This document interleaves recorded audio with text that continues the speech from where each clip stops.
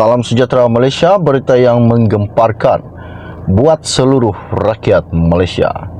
Bagi yang baru saja melihat channel ini, jangan lupa bantu admin tolong tekan butang subscribe, share dan like.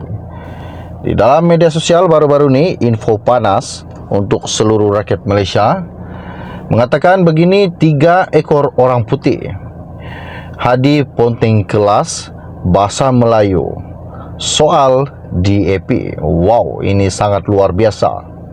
Di mana ahli Parlimen Kepong Lim Lip Ing mengkritik penggunaan bahasa Melayu yang tidak betul oleh Presiden PAS Abdul Hadi Awang di Parlimen semalam, sekaligus mempersoalkan kesungguhannya dalam memartabatkan bahasa kebangsaan. Lim juga berkata usaha mengangkat martabat bahasa Melayu tidak akan berjaya sekiranya Abdul Hadi sendiri gagal menggunakan bahasa kebangsaan dengan betul. Dia merujuk kenyataan Abdul Hadi di Parlimen semalam apabila Presiden PAS mendakwa bahasa Inggeris masih menjadi keutamaan dalam majlis-majlis rasmi walaupun hanya terdapat 3 ekor orang putih yang hadir. Sejak bila manusia dikira menggunakan ekor, ini adalah asas bahasa Melayu yang diajar di tadika.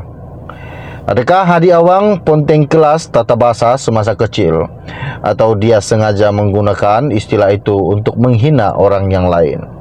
Lim berkata jika ungkapan tersebut merupakan kesilapan, ia sesuatu yang memalukan bagi seseorang yang mendakwa memperjuangkan bahasa Melayu.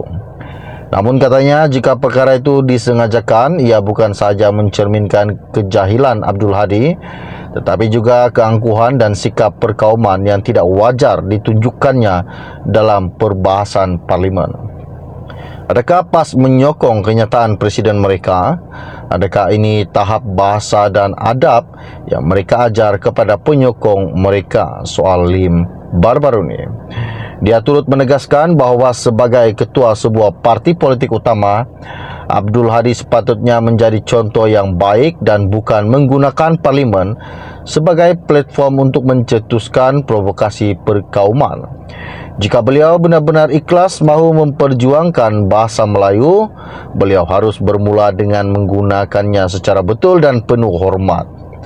Ketika membahaskan usul menjunjung kasih titah diraja di Dewan Rakyat baru-baru ini, ahli Parlimen Marang itu juga menyatakan rasa kecewanya apabila bahasa Melayu masih lagi terpinggir di negara ini, manakala bahasa asing masih menjadi keutamaan termasuk dalam urusan kerajaan. Abdul Hadi berkata bahasa Inggeris masih digunakan dalam majlis-majlis yang rasmi walaupun hanya terdapat 3 ekor orang putih yang hadir pada majlis berkenaan. Apa berlaku hari ini bercelaru kedai di bandar, ibu negara semua bahasa ada, penggunaan bahasa Melayu kadang-kadang halus, bahasa Inggeris besar walaupun orang Inggeris sudah tidak ada. Dalam majlis orang putih ada 3 ekor sahaja yang orang kita ramai dan semua boleh berbahasa Melayu, tetapi cakap menggunakan bahasa Inggeris juga. Surat rasmi bicara di mahkamah masih lagi bahasa Inggeris, katanya. Dia merujuk kenyataan Abdul Hadi di Parlimen semalam apabila Presiden PAS mendakwa bahasa Inggeris masih menjadi keutamaan dalam majlis-majlis rasmi walaupun hanya terdapat 3 ekor orang putih yang hadir. Sejak bila manusia dikira menggunakan ekor, ini adalah asas bahasa Melayu yang diajar di tadika. Adakah Hadi Awang ponteng kelas tata bahasa semasa kecil, atau dia sengaja menggunakan istilah itu untuk menghina orang yang lain? Lim berkata jika ungkapan tersebut merupakan kesilapan, ia sesuatu yang memalukan bagi seseorang yang mendakwa memperjuangkan bahasa Melayu.